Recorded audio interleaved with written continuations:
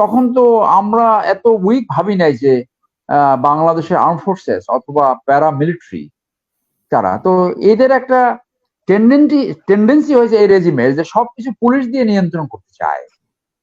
সেনাবাহিনীকে কোনো নির্দেশ দিয়েছে বলে আমার জানা নাই পারছি। তো সেখানে সেটাও তারা পুলিশ দিয়ে সমাধান করার চেষ্টা। তো এই যে পুলিশ দিয়ে সমাধান করা অর্থাৎ জাতীয় স্বার্থ, জাতীয় নিরাপত্তা এবং দেশের স্বার্থ এদের কাছে অতটা গুরুত্বপূর্ণ নয়। কার্যের নামে হাজার হাজার ডলার, হাজার হাজার লক্ষ ডলার যে তারা এখান থেকে নিয়ে যাচ্ছে, just not giving a single word of electricity.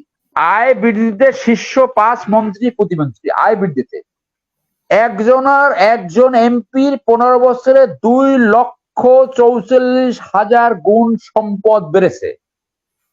Hulagu খানের রাজত্ব ব্যতীত এইটা সম্ভব নয়। বম এদের সম্ভবত কি 400-500 ফলোয়ার্স আছে এবং তারা একটা কি মুসলিম গোষ্ঠীকে নিষিদ্ধ একটা মুসলিম সংগঠনকে তারা প্রশিক্ষণ দিয়েছে এবং তারা এই এই এই কোচিন এবং যে লাগোয়া মায়ানমারের যে আছে সেইখান থেকে তারা এই সাহায্য পায়, ওয়েপন্স পাচ্ছে এবং তারা কত 6 মিলিয়ন না এরকম অর্থনৈতিক তাদের একটা আছে। তো এইটা তারা একটা জানান যে সন্ত্রাসী গোষ্ঠীর কতগুলো কৌশল থাকে।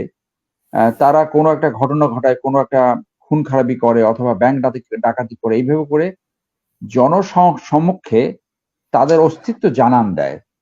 তো তাদের অস্তিত্ব তো অনেকদিন আগে থেকে আমরা জানি, যেমনটা আপনি বলেছেন যে আমার জানা মতে বান্দরবনে এখনো একটা ব্রিগেড রয়েছে, সেনাবাহিনীর ব্রিগেড, এবং বিভিন্ন ধরনের ইন্টেলিজেন্স সংস্থা সেখানে কাজ করে। তারা এইটা কিভাবে ব্যর্থ হলো, এটা একটা কোশ্চেন। যে একটা ব্যাংক ডাকাতি করলো রাত্রে এবং 2টো ব্যাংক ডাকাতি করলো দিনে দুপুরে। তো এইখানে আমি যেভাবে এটা দেখি as a ex military officer, এবং পার্বত্য চট্টগ্রামে আমি 4 বছর চাকরি করেছি, খাগড়াছড়ি সদরে 2 বছর, এবং দিঘিনালা, বাগাইহাট যেখানে এখন পর্যটনে অনেকে যায়, সেই এলাকায় আমি 2 বছর চাকরি করেছি। সো আমি এখানে ঠিক এইভাবে দেখতে চাই যে এই যে রেজিমটা রয়েছে, তারা যে একটা হোম অ্যান্ড অ্যাব্রোড একটা নতজানু একটা পলিসি ফলো করে, যে মায়ানমারের বিমান এবং হেলিকপ্টার নাম্বার অফ টাইমস আমাদের এয়ার স্পেস ভায়োলেট করেছে এবং তাদের শেল এবং আর্টিলারি যে বোমা, মানে যেটাকে শেল বলা হয়, যেটা বাংলাদেশের অভ্যন্তরে ইতিমধ্যে অনেকবারই পতিত হয়েছে।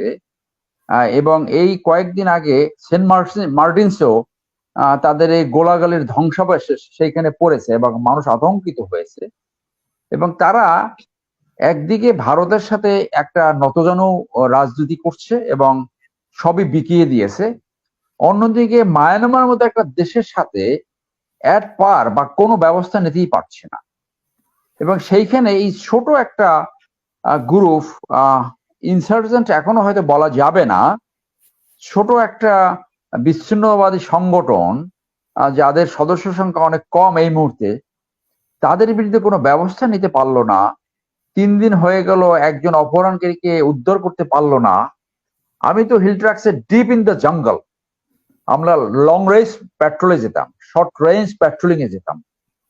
তো আমাদের এই এফিসিয়েন্সি, তো আমরা যখন পার্বত্য চট্টগ্রামে চাকরি করেছি তখন তো আমরা এত উইক ভাবি নাই যে বাংলাদেশের আর্ম ফোর্সেস অথবা প্যারামিলিটারি তারা। তো এদের একটা টেন্ডেন্সি হয়েছে এই রেজিমের যে সবকিছু পুলিশ দিয়ে নিয়ন্ত্রণ করতে চায়। সেনাবাহিনীকে কোনো নির্দেশ দিয়েছে বলে আমার জানা নাই।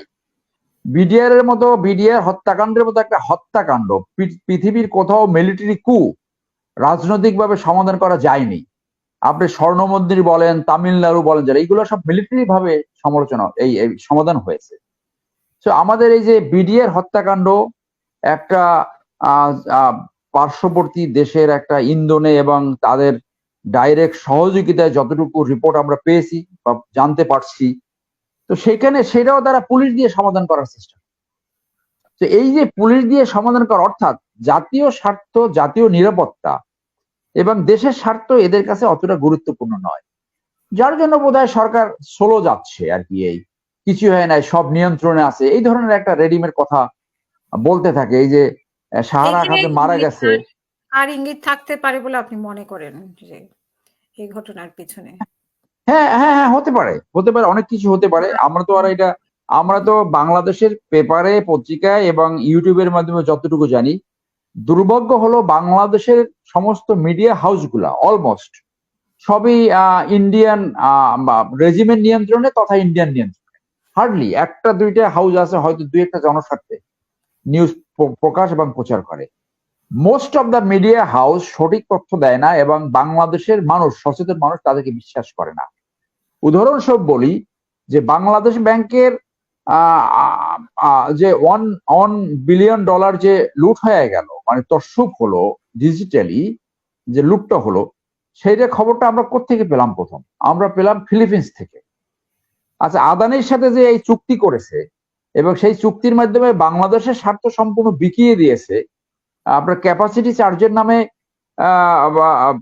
হাজার হাজার ডলার, হাজার হাজার লক্ষ ডলার যে তারা এখান থেকে নিয়ে যাচ্ছে, just not giving a single word of electricity, single এক ওয়ার্ড ইলেকট্রিসিটি না দিয়ে টাকা নিয়ে যাচ্ছে, যেটা ডাইরেক্ট লুট, জাস্ট লুট। সেই খবরটা আমরা কোত্থেকে জানলাম? ওয়াশিংটন পোস্ট থেকে। বাংলাদেশের কোন পত্রিকা জনস্বার্থে এই খবর দিতে পেরেছে? অথচ সরকারকে নিয়ন্ত্রণ করে বা সরকারকে হেল্প করে এভাবে যে যত রকম লুটপাট আছে সেইগুলা তারা প্রকাশ করে পত্রিকা, যে সরকার সেইটির উপরে তদন্ত করে ব্যবস্থা নেবে। তো সরকার যদি এটার সাথে ডাইরেক্ট জড়িত থাকে তখনই তো এসালামের মতো ঘটনা ঘটে, তখন তো তদন্ত হয় না। তার মানে কি, পুরা রাষ্ট্র যন্ত্রটা, আজকে যে একটা লুটেরা তন্ত্র সৃষ্টি হয়েছে, পুরা রাষ্ট্র যন্ত্রটা একীভূত হয়ে গেছে, এখানে কোনো নিয়ন্ত্রণকারী কোনো সংস্থা নাই। যার জন্য যে অনেকের এখানে যে ইন্ধন অথবা অনেক কিছু সেটা তো থাকতেই পারে, কিন্তু বান্দরবন একটা প্রোটেক্টেড এরিয়া, সেইখানে প্যারামিলিটারি আছে, মিলিটারি আছে, পুলিশ আছে, আর্ম পুলিশ ব্যাটালিয়ন আছে। দিনে দুপুরে ওয়ার ইজ দেয়ার প্রিপেয়ার্ডনেস? তাদের প্রিপেয়ার্ডনেস কোথায়? আর্মিতে একটা কথা বলে, নোটিস টাইম টু মুভ। হিলট্রাক্সে যে সেনাবাহিনী থাকে, আমরা যখন ছিলাম, আমরা একটা ইন জেনারেল 1 ঘন্টার নোটিসে অস্ত্র শস্ত্র নিয়ে যে কোনো জায়গায় মোবিলাইজ করতে পারে, সেরকম একটা প্রিপেয়ার্ডনেস থাকে। Where is the preparedness? তার মানে ঘটনাটা কি? বিডিআর হত্যাকাণ্ডে যে হত্যাকাণ্ড 30 মিনিটের ভিতরে নির্মূল করা সম্ভব ছিল, I being a infantry officer, আমি আপনাকে বলছি, আপনি যে কাউরে জিজ্ঞেস করেন, মাত্র 30 মিনিটে এই দাঙ্গা অথবা এই মিউটিনি নিয়ন্ত্রণ করা সম্ভব ছিল, সেইখানে সেনাবাহিনীকে যেতেই দেওয়া হলো না। তাইলে এই যে এই কুকিসিন, এখানে আর্মির অ্যাকশনটা কোথায়? তো এই কোশ্চেনটা তো জনগণের সামনে আসবে। অতএব কোনো সম্ভাবনাই উড়িয়ে দেওয়া যায় না। ফরাদ ভাইয়ের একটা কথার সাথে আমি একটু তার কাছে একটা প্রশ্ন করি, যে এই সমকালে একটা রিপোর্ট বের হয়েছিল আপনার হলফনামা নিয়ে একটা রিপোর্ট প্রকাশ হয়েছিল 27শে ডিসেম্বর 2023-এ। আমি শিওর যে ফরাদ ভাই হয়তো এটা দেখার সুযোগ পেয়েছে, যেখানে আমি সব পাবো না, বড় রিপোর্ট। সেই রিপোর্টের ভিতরে আসছে আয় বৃদ্ধিতে শীর্ষ 5 মন্ত্রী প্রতিমন্ত্রী। আয় বৃদ্ধিতে একজন এমপির 15 বছরে 2,44,000 গুণ সম্পদ বেড়েছে। হালাকু খানের রাজত্ব ব্যতীত এইটা সম্ভব নয়। সেই এমপিকে এখন পর্যন্ত তার সম্পত্তির বৈধ অথবা অবৈধ সেই হিসাব এখন পর্যন্ত দুর্নীতি দমন কমিশন চায়নি। তো আমি ওই জায়গাটা আসি, আয় বৃদ্ধিতে শীর্ষ 5 মন্ত্রী প্রতিমন্ত্রী। গত 5 বছরে বাণিজ্য মন্ত্রী টিপু মুনশির পর সবচেয়ে বেশি আয় বেড়েছে স্বাস্থ্যমন্ত্রী জাহিদ মালিকের।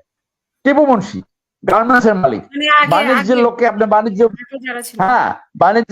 বাণিজ্য মন্ত্রীকে আপনি বাণিজ্যের দায়িত্ব দিয়েছেন, অর্থাৎ বিড়াল পাহারাদার শুটকি বাজারে আর কি।